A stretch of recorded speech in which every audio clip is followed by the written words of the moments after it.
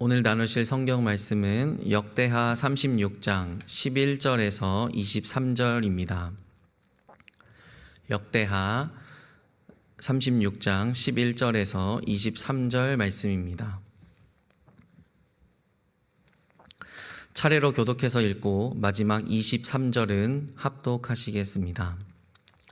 시드기야가 왕위에 오를 때에 나이가 21세라 예루살렘에서 11년 동안 다스리며 그의 하나님 여호와 보시기에 악을 행하고 선지자 예레미야가 여호와의 말씀으로 일러도 그 앞에서 겸손하지 아니하였으며 또한 느부갓네살 왕이 그를 그의 하나님을 가리켜 맹세하게 하였으나 그가 왕을 배반하고 목을 곧게 하며 마음을 완악하게 하여 이스라엘 하나님 여호와께로 돌아오지 아니하였고 모든 제사장들의 우두머리들과 백성도 크게 범죄하여 이방 모든 가정한 일을 따라서 여호와께서 예루살렘에 거룩하게 두신 그의 전을 더럽게 하였으며 그 조상들의 하나님 여호와께서 그의 백성과 그 거하시는 곳을 아끼사 부지런히 그의 사신들을 그 백성에게 보내어 이르셨으나 그의 백성이 하나님의 사신들을 비웃고 그의 말씀을 멸시하며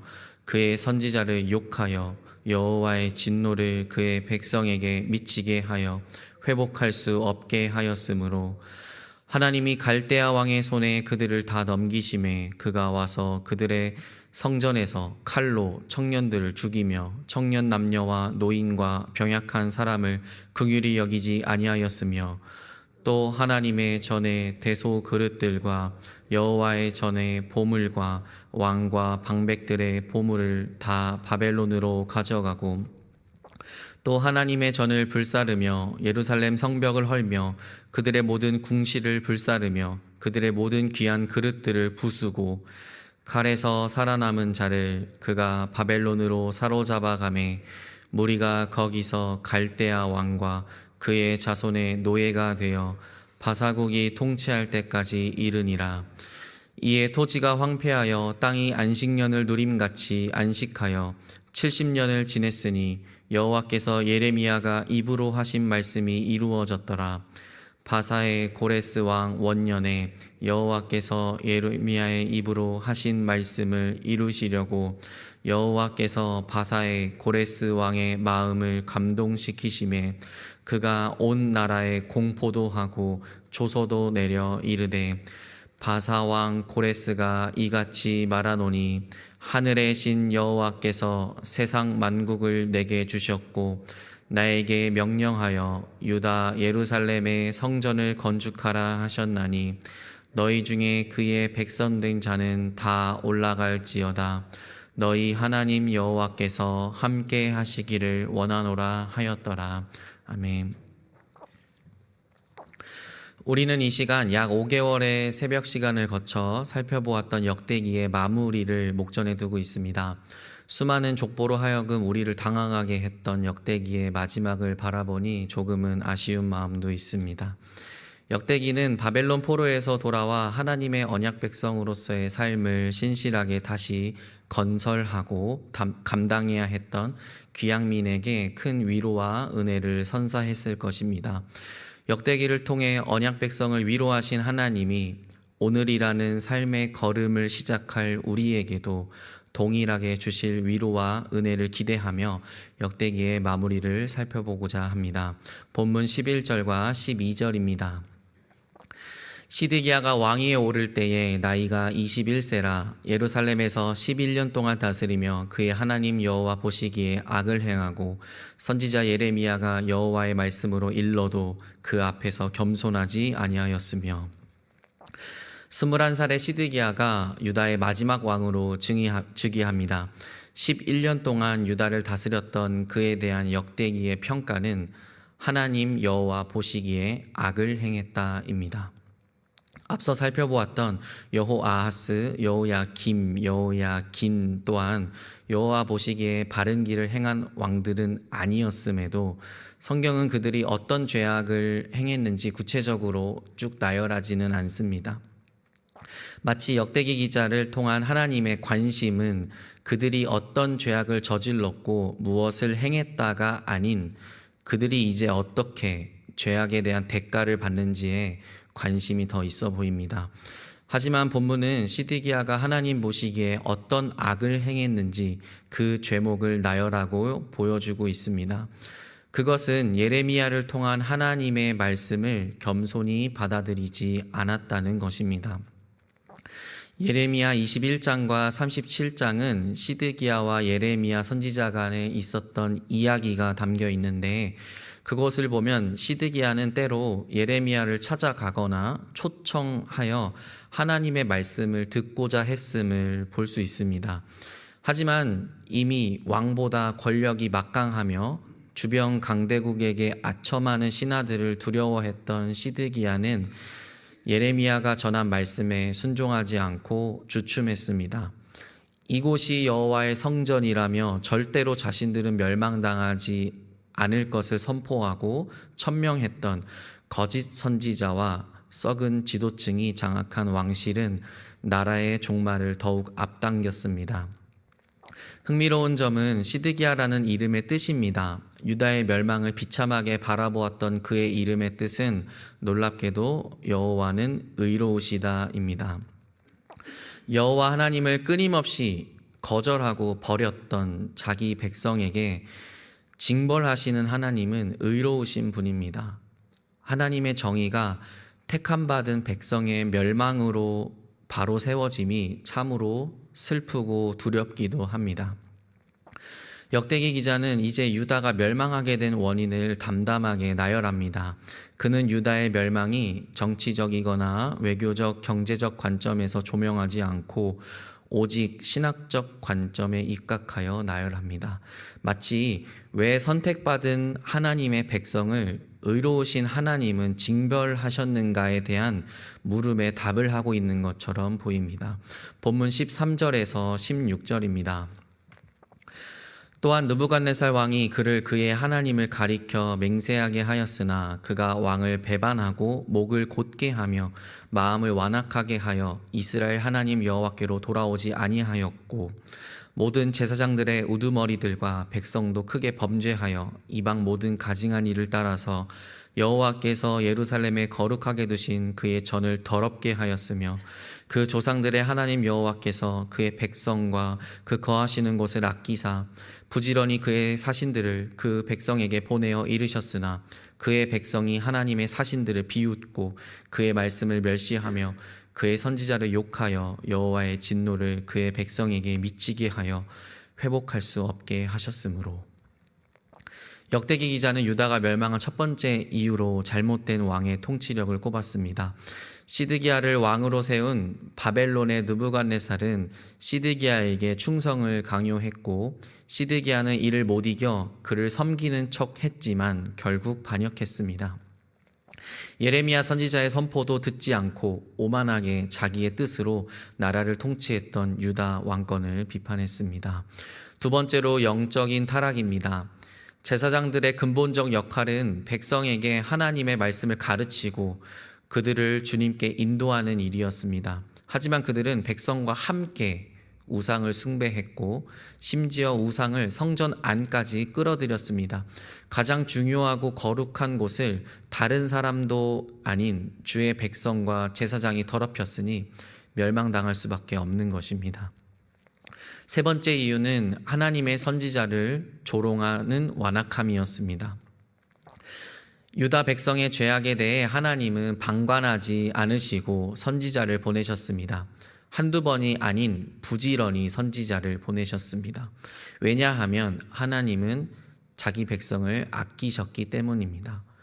하나님은 선지자를 통해 타락한 종교 지도자들과 백성에게 다시 의와 생명의 길로 돌아올 것을 촉구하였습니다. 하지만 여러 선지서를 통해 볼 수 있듯이 그들은 하나님의 특사인 선지자들을 비웃고 멸시하고 욕보였고 결국 하나님의 진노가 하늘을 찌르게 되었습니다. 그렇다면 백성을 아끼고 부지런히 사랑하시는 하나님이 사용한 징벌의 도구는 무엇이겠습니까? 본문 17절에서 21절입니다. 하나님이 갈대아 왕의 손에 그들을 다 넘기심에 그가 와서 그들의 성전에서 칼로 청년들을 죽이며 청년 남녀와 노인과 병약한 사람을 긍휼히 여기지 아니하였으며 또 하나님의 전에 대소 그릇들과 여호와의 전에 보물과 왕과 방백들의 보물을 다 바벨론으로 가져가고 또 하나님의 전을 불사르며 예루살렘 성벽을 헐며 그들의 모든 궁실을 불사르며 그들의 모든 귀한 그릇들을 부수고 칼에서 살아남은 자를 그가 바벨론으로 사로잡아가매 무리가 거기서 갈대아 왕과 그의 자손의 노예가 되어 바사국이 통치할 때까지 이르니라. 이에 토지가 황폐하여 땅이 안식년을 누림같이 안식하여 70년을 지냈으니 여호와께서 예레미야의 입으로 하신 말씀이 이루어졌더라. 자기 백성을 아끼고 부지런히 그들에게 기회를 주셨던 하나님은 바벨론을 통해 자기 백성을 치게 하셨습니다. 역사적 관점으로 보면 전성기를 맞은 바벨론이 주변 나라를 모두 정복한 것으로 볼 수 있습니다. 마치 바벨론의 신 마르둑이 유다의 신 여호와를 이겼다며 말입니다. 하지만 역사를 주관하시는 하나님은 자기 백성을 징벌하기 위해 바벨론을 막대기로 사용하신 것임을 우리는 진리의 말씀을 통해 알 수 있습니다. 바벨론은 잔인하게 살육을 벌였습니다. 거리에서나 집에서나 심지어 성전에서도 남녀노소를 가리지 않고 살인했습니다. 이것은 하나님이 자기 백성을 바벨론에 넘기셨기 때문에 가능한 것입니다. 극에 달한 폭력은 수백 년 동안 지속적으로 하나님을 버린 유다가 치러야 할 대가였습니다. 과거 바벨론은 유다 왕 여호야김과 여호야긴 제위 시절 이미 성전을 약탈한 적이 있었습니다. 하지만 이제 그들은 모든 보물과 귀중품, 성전의 기구들을 약탈하며 남은 것들마저 모조리 약탈했습니다. 그리고 그들은 성전에 불을 질렀고 성벽을 허물었으며 왕궁도 불태웠습니다. 바벨론은 잔인한 사륙에서 살아남은 유다 사람들을 본국으로 끌고 가서 노예로 삼았습니다. 과거 하나님의 신실한 사랑과 은혜로 노예 생활을 청산하고 언약 백성으로 살았던 그들은 약 800여 년 만에 바벨론의 노예가 되었습니다. 그들의 노예 생활은 훗날 바사 제국이 메소포타미아의 군주가 되기까지 이어졌습니다.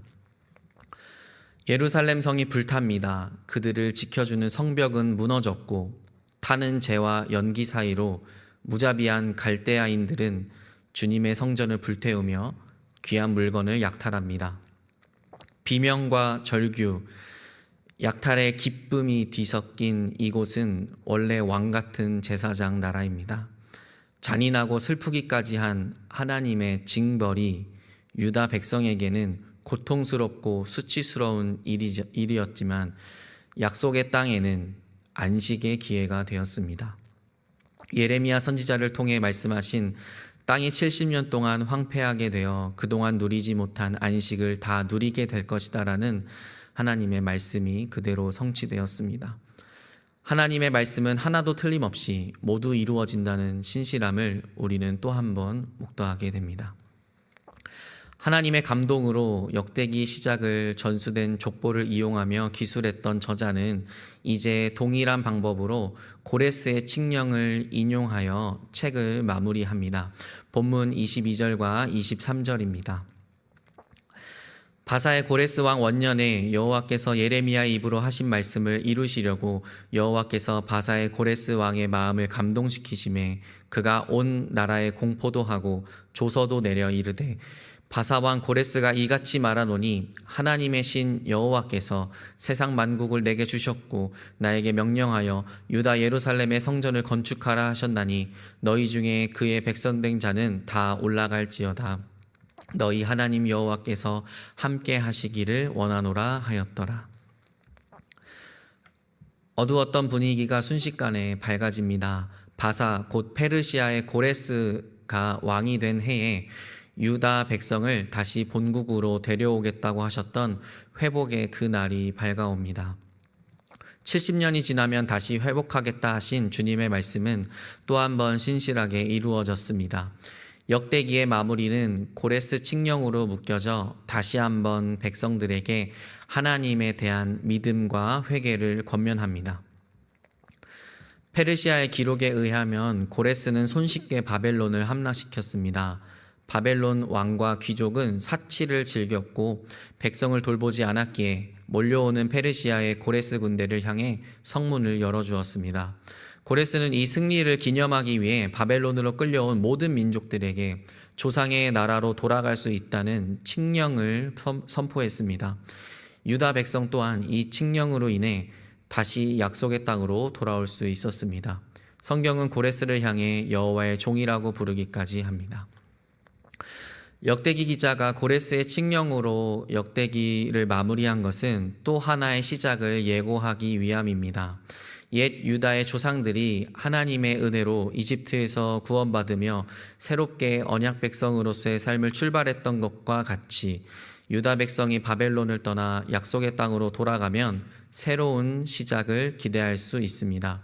이것을 강조하기 위해 역대기에서 한 번도 등장하지 않는 표현이 등장하는데 바로 하늘의 신 여호와입니다. 하늘은 흔히 인간이 범접할 수 없는 곳, 신의 속성을 나타낼 때 사용하는 단어입니다. 여호와 하나님은 그 하늘의 신이라는 뜻입니다. 다시 말해 세상이 말하는 만들어지고 거짓된 신들 위에 있는 참신, 역사를 주관하시고 온 우주를 다스리는 여호와 하나님을 의미합니다. 그 하나님이 바벨론을 도구 삼아 유다 백성을 징벌하셨고 자기 백성을 아끼사 부지런히 사랑하셨고 회복시키시는 분이라는 것입니다. 역대기를 읽었을 당시 독자들은 바벨론 포로에서 돌아와 성전을 재건하며 다시 새로운 삶을 시작한 이들이었을 것입니다. 하지만 녹록치 않은 현실에 오히려 바벨론 포로의 삶이 더 좋았다며 혹은 성전 재건이 무슨 의미가 있겠냐며 체념한 그들을 향해 하나님은 역대기 말씀으로 위로하셨습니다. 아담으로부터 시작된 족보를 통해 하나님으로부터 시작된 택함을 받은 민족이라는 것과 성군 다윗을 통해 하나님의 다윗을 다스림을 맛보았음을 기억했습니다. 그리고 성전을 통해 백성들의 수준에 맞춰 그들의 기도를 들어주시고 복주시며 자기 내어주심의 사랑을 보이신 하나님을 기억했습니다. 끊임없이 하나님의 주되심을 밀어내고 거부한 백성에게 부지런히 선지자를 통해 회개를 촉구하셨지만 멸망당하는 백성보다 더 비참한 심정으로 그들을 치셨던 하나님도 우리는 보았습니다. 결국에는 말씀대로 회복하시는 하나님의 신실함을 다시 기억했을 것입니다. 주님의 신실함으로 약속의 땅으로 돌아온 그들은 역대기가 주는 위로와 은혜로 의미 없어 보이는 그들의 오늘을 다시 걸어갔을 것입니다. 우리가 오늘이라는 하루에서 붙잡고 의지할 것은 무엇입니까? 세상이 요구하는 가치와 조건이 오늘 이 하루의 나를 울릴지도 모릅니다. 하나님의 아들, 딸답게 살아가고자 했지만 특권만 누리며 자녀의 의무는 다하지 못하는 연약한 우리 자신에 또 한 번 실망할 수 있습니다.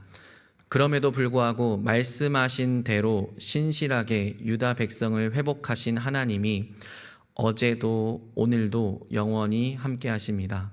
우리 영혼과 인생의 참된 회복을 위해 예수 그리스도를 믿는 믿음으로 자녀됨의 은총을 베푸신 신실하신 하나님을 오늘도 의지하십시다.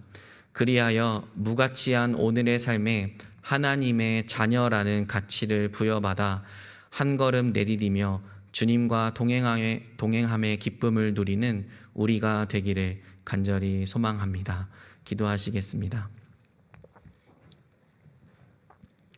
하나님 아버지, 약 5개월 동안 새벽마다 역대기 말씀으로 말씀하여 주심에 감사드립니다.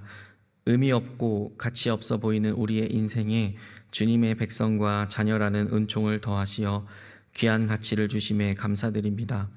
우리를 아끼사 부지런히 살피시며 말씀하신 대로 신실하게 회복하시는 하나님을 아버지라 부르는 은혜 누리게 하옵소서. 나아가 주님의 자녀다운 의무를 기쁨으로 행하는 오늘이 되게 하여 주시옵소서. 예수님의 이름으로 기도드립니다. 아멘.